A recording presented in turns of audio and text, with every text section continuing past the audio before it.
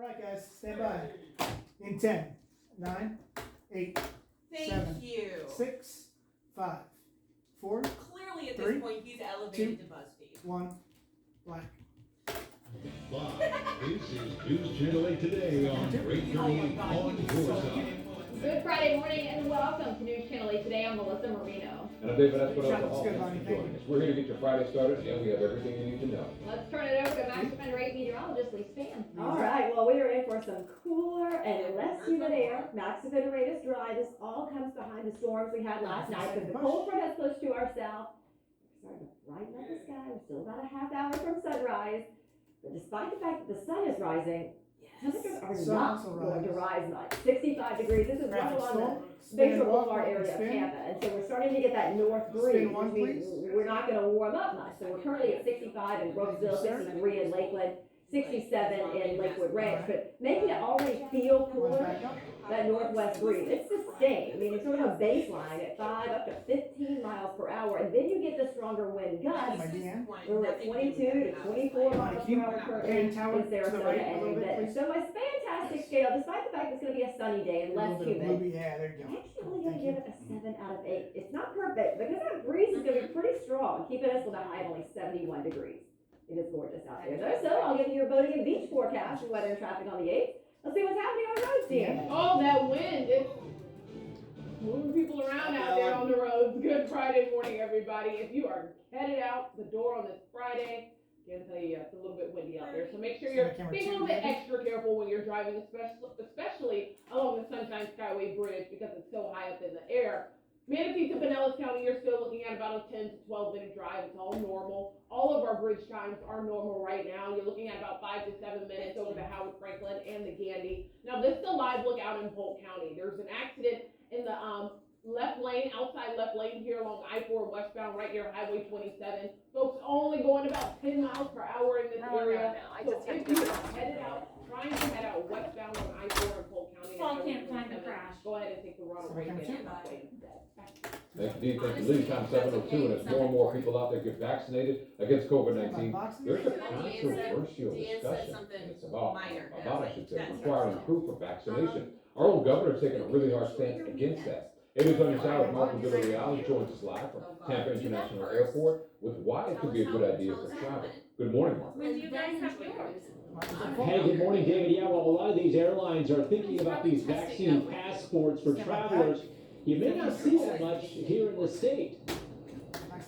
One of the hardest hit industries, the airlines, may see a positive boost with requiring people to show they've been vaccinated before flying. That could restore customer confidence. In fact, it's already being tested in other parts of the world. The Israelis have a digital green card on their phones.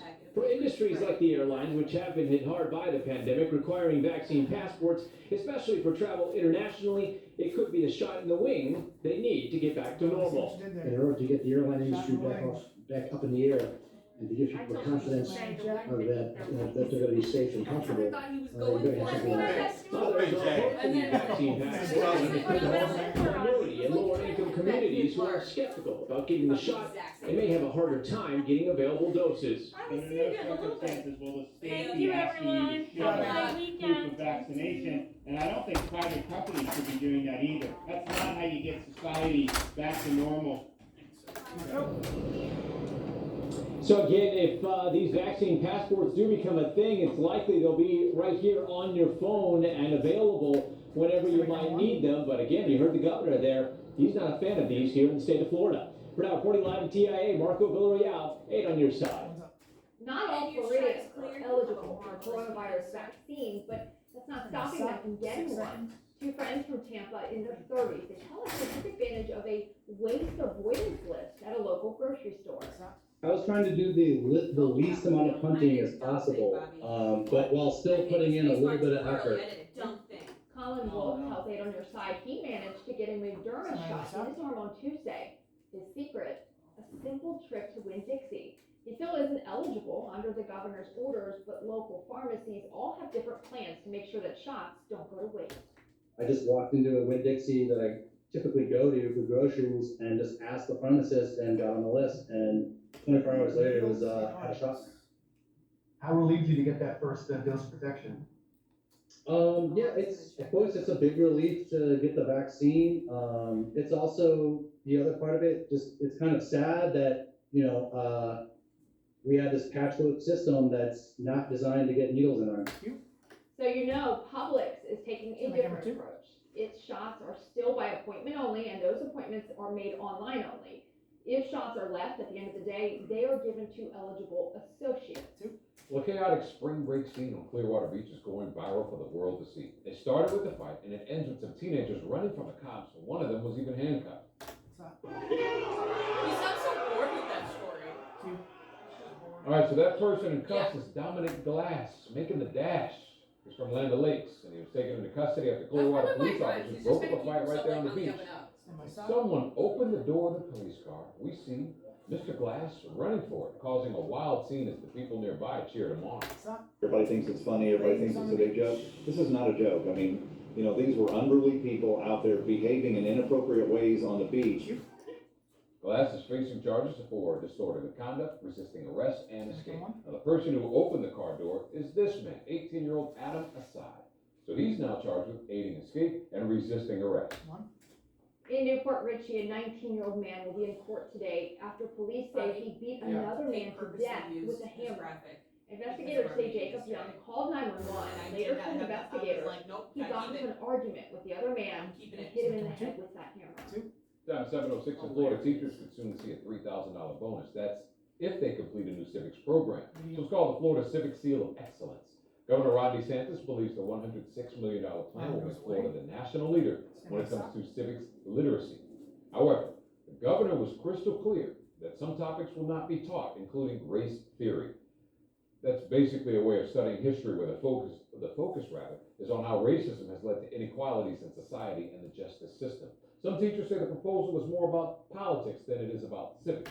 It's inappropriate to be paying people bonuses so that they spout whatever your political position is. I think a lot of history and civics are about civil debate, about different opinions. Governor DeSantis also wants to move forward with this idea that he proposed his first year in office, and that is this. That would have high schoolers, specifically seniors, taking a civics exam similar to the naturalization test prospective citizens take. Well, your weather and traffic, 30 seconds away. But first, here's what's ahead in just 2 minutes here on Break 38. Houses selling like hotcakes. But who exactly is your competition? Find out what it will take to fend off big-time buyers here in Tampa Bay. They're making improvements to a dangerous intersection. You gotta find out how FDOT is out there working hard to make your drive safer. Lee Span, what's up? Well, it is pretty this morning. That's what's up. The sun is about to What's come up, about Lee 20, Span? 25 minutes. It's What's up, already Lee beginning to Span? brighten up. That's what's up. And you may think, 905, okay, well, it's not that chilly out here. Thought a cold front came through. The problem is we're never warming up. We're at 64 degrees now in Tampa. Yeah, we might make it to about 67 by 11, and we'll get into the low 70s, but folks, it's going to feel a lot more like January rather than March, because not only are temperatures low, but it's breezy. And so it's not going to make the perfect beach day. I know this is the last day of spring break for a lot of kids, but near the coast, only a high of 70, that breeze is out there, but the UV index is still actually very high, so when you're outside and just enjoying the day all day, you're going to easily get a sunburn. Now, the boating forecast, of course, with that strong northwest wind, there's an exercise caution advisory up. And here's the thing, boaters, strong winds all weekend long. So this is today with that exercise caution. Seas at 3 to 5 feet, northwest winds at 15 knots, moderate chop for inshore waters. Those winds continue strong out of the north, so the exercise caution remains on Saturday. And notice that wave period on Saturday increasing to 6 seconds, seas at 2 to 4 feet, north winds 15 knots for inshore water. Even Sunday, still gusty up to 20 knot winds and wave period at 7 seconds. So again, keeping us well below average through the weekend and then warming up next week. Let's see what's happening on the road. Let's get people to work on time. Yes, absolutely. I mean, it is gorgeous outside, as you can see. It's a like, good right time, behind me, isn't it? right? And it feels pretty good to some people, but it doesn't look so good out there on the roads down in the Bradenton area. This is I-75 southbound. This is right near University Parkway. There's a disabled vehicle that's causing this hot mess right down there on the interstate. That outside right lane is currently blocked because of the disabled vehicle, but we're seeing folks only going about 15 miles per hour in Manatee County. If you want an alternate route, Tamiami Trail is your best bet, especially as you continue heading southbound into Sarasota County. It's all up to speed, no major issues. Once you get past that disabled vehicle, if you just want to sit there and be stuck in traffic, maybe you want to be late to work, I don't know, that's your business. Once you get past University Parkway and head down into Sarasota County. Back to you. Thank you so much. You found it's just about 7:10 and dramatic body camera footage shows us the moments officers save a suspect on the run after his car plunges 25 feet off of a bridge and it catches on fire. The Utah police officers chasing Dustin Scott Butterfield got there just in time as they pulled him from that vehicle as flames were spreading fast. Butterfield was rushed to the hospital with serious injuries. He's going to be booked into the Utah County Jail after he's released for DUI and failure to stop for law enforcement. A Justice for George Floyd march and rally is set for tonight in Minneapolis at the state capitol. Black Lives Matter Minnesota and other social justice organizations, they're hosting this. A case regarding migrant children and their civil rights will go to Someone court who today. wrote it like that. Groups fighting for the kids say there were That's what you violations said. of the Flores Settlement Agreement, which sets national standards for the treatment of migrant children in federal custody. Now, the hearing comes as border facilities become overwhelmed and as the White House sends federal help to the southern border. Meanwhile, the House has passed a bill creating a pathway to citizenship for millions of younger undocumented immigrants known as dreamers. The bill would apply to those who entered the U.S. permanently before January 1st of this year and were 18 or younger at the time they entered. The dreamers would have to meet conditions, including background checks and educational goals. Time is 7:11, and as President Joe Biden gets ready to mark 100 million vaccination shots in less than 60 days in office, there are new worries out there and concerns about a COVID-19 surge nationwide. Infections in 13 states. They're on the rise with virus variants circulating in every single state. Dr. Anthony Fauci is warning the fight is far from over, but with more and more Americans getting vaccinated, other lawmakers are pushing back. Let me just state for the record that masks are not theater. Masks are protective, and we have immunity, they're theater. If you already have immunity, you're wearing a mask to give comfort to others. You're not wearing a mask because of any sign. I totally disagree with you. So far, about 12 states will allow anyone 16 and over to be vaccinated before May 1st. Why are you fighting? Our state of Florida is also hoping to be ahead of that date set by the Nobody federal ever government. accused Rand Meanwhile, Paul the new Secretary of Housing and Urban Development has extended a moratorium on evictions and foreclosures through June 8th. This announcement came after the department released a sobering report on homelessness in America. The study shows us that even before the pandemic started, homelessness grew to about 580,000 people in our country. That's a 2% increase from the year before. Well, if you're in the market for a new home, expect some stiff competition. The Bay Area housing market is on fire. 8 on Your Side investigator Masa Saidi found that competition, it likely includes some heavy hitters. What's so difficult about buying a home here? You find something you like, make an offer, negotiate a deal. Yeah. It sounds simple enough Justin until you Stecker run is into interviewing multi-million-dollar today. companies that are prepared to bring out the big guns. Give me a clue. It's the first time I've ever put an offer on a house. A millennial who believes homeownership You were very is sad the still other day when the I didn't American have any dream. sound I'm bites sick from of this throwing away person. my Saki? Motherfucking Jen Psaki. Are you serious? Yeah. So tomorrow we're gonna have Saki Sops? Yep. Yes. Tight. I like me some Jen Saki. That's what's in day planner. I'm not gonna He has lie. an interview with I am Jen a Psaki. fan of Jen Psaki. For the same price range, Do you know? I can listen to her press conferences all day. I have no idea. I would like to know. As you're out on the market, I'm jealous of her you may very Man. well be She's competing very good at her with job. these but people. I miss. Me too. I miss being Very a jealous redhead. of her. I miss being a redhead. But I cannot. Private corporations are big. I cannot bring myself to dye my hair once a month. Girl, you're talking to- Institutional investors Also, this that kind buy of hair would single-family require homes 3 and boxes. trim them and And do that's not a thing rentals. that's gonna happen. Mine Tampa would be already at has least one a of the dozen. highest rates of single-family rentals in the country. Now, with so few homes for sale, Bay Area families face stiff competition, and that drives up the price. They can offer a seller, say, a cash deal, or they can offer a seller a quick closing time. So what are Stand it institutional out. This is investors 305. looking for? Homes not more than 20 to 30 years old. Like this, it's gotta have at least 3 bedrooms, 2 baths. Oh, God, yeah. You want good schools nearby. There are. By the way, all the homes I just showed you are owned by investors, and they're all in the same neighborhood here in Riverview. You can rent them, but you can't buy Does that them. one come with the It tarp? sounds like they're looking for what we're looking for. I don't want it if it doesn't Yeah, have a yeah. The tarp We is found actually. one rental company owns more than 8,000 homes in Tampa. Another, nearly 2,500. The companies tell us they're fulfilling a need as more Americans want to rent instead of buy. The National Rental Home Council Trade Group claims institutional investors own only 0.5% of Florida's homes and 4% of the inventory of single-family rental homes. A small percentage that doesn't impact the market. But Suzanne maintains, since investor properties tend to be clustered, they do impact neighborhoods. I mean, the point I want to make is that when it's concentrated, it's not a small percentage. Tampa is on fire. I'm excited, we're gonna get some sake shots tomorrow. Like everyone else, when it comes to buying a house of our own, the competition was fierce. The last house I put an offer in had 20 other offers I was competing with. Her advice for competing in this market: get pre-approval for financing so you can make an offer fast. Know the terms the seller is looking for and work with their schedule. Finally, partner with an agent who knows the area and can alert you as soon as a home goes on the market. In the Tampa newsroom, Masa Saidi, 8 on your side. And with the housing market on fire and prices through the roof, many are looking to a new alternative: tiny houses. In about 20 minutes, we're going to show you how living small can have you saving big.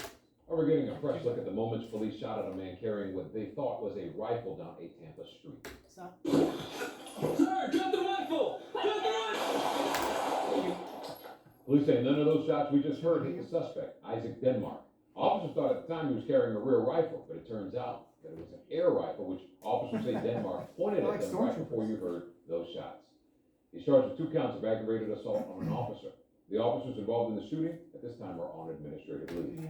This Friday morning at 10, you can get ready to rumble. WrestleMania tickets are going on sale for the big event, which is going to be held inside of Raging. WrestleMania is set for April 10th and the 11th, and we got a link to buy them for you on our website, WFLA.com.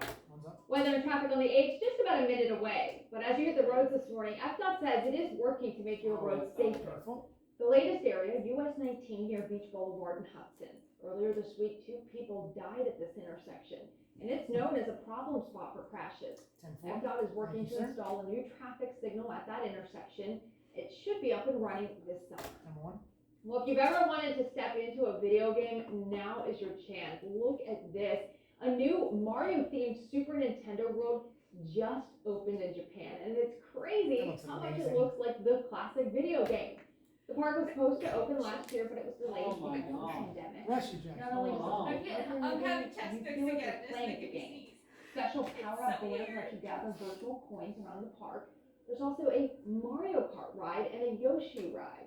I think this is so cool, Lee. It really is. I mean, talk about, bridging the gap between generations too. I mean, the kids are playing, the parents playing, the game as they were growing up. 1915. It's all together super cool. All right, we're taking a look outside right now. This is over One Buck Place. You see the big bucks flag here, rafting in the winds at 64 degrees. So it's still mild now, and that's been rated obviously dry because we did have a cold front come through. Hopefully you got some rain. Most of us got less than a half an inch, but we'll take it. Notice how these temperatures are dropping. Crystal River, you're now down to 59, and it's 58 degrees in Zephyr Hills. That cooler air is kind of spreading south. So we're still mild, 67 in Lakewood, Rankin, and Sarasota, but you're feeling that breeze anywhere from 5 up to 28 miles per hour right now in Venice, and gusting up to 26 miles per hour in Venice. So you can blame all the terrible shots today out of the golf course on that gusty north wind. But you'll also want to probably put an extra layer on if you are going to play golf this morning. 63 degrees, but by noon it's only 69 degrees. And then by 4 o'clock, when it should be warm this time of the year, it's only 71. And again, breezy. Now we also have lower humidity, so it's not uncomfortable. It's just feeling more like it does in the winter rather than the fact that tomorrow is the first day of spring. So tomorrow's also going to be cool and breezy. This area of low pressure off Florida's east coast with a counterclockwise wind flow around it, that's what's going to drive in maybe a shower or 2 on Sunday, but also help to keep us cool. It's not until early next week when the high pressure builds in and we gradually warm up. Long range. 8 days from now, we're going to get another cold front that gives us a 20% rain chance. But until then, enjoy the cool air. How about the roadways, Deanne? Oh, to be honest, I wish we could be doing weather and traffic outside because it does feel cooler. Oh, you gotta put the bug in there. Out there, but we're gonna do it next week. Traffic and weather outside. County out there on the Next road. week. So there's an accident there. I-4 westbound. It's right near Highway 27. Deanne wants that it. specific exit. And the outside left lane is blocked. If you look down there, there's some flashing lights where It's gonna be FHP's blast. responding to this crash. But in the meantime, all these folks are just sitting there like, what's up? Like, Like, what's up? You know, got places to go. Semi-colon. So if you're going to be joining them anytime soon, I'd go ahead and take the Ronald Reagan Parkway. Good news though for people waking up in Pinellas County, you are accident free and pretty much delay free. Melissa? Thank you, Dan. A controversial bill introduced by the governor may be dead before it even comes for a vote. Find out why the anti-riot bill has stalled. And we just wrapped up your 20 minutes straight of local news, weather, and traffic. We do that every day here on News Channel 8 Today on Grade 38 at 6. We had to break with a beautiful shot of downtown Tampa. 2-1, we're out. I do love hitting that. 2:45 back.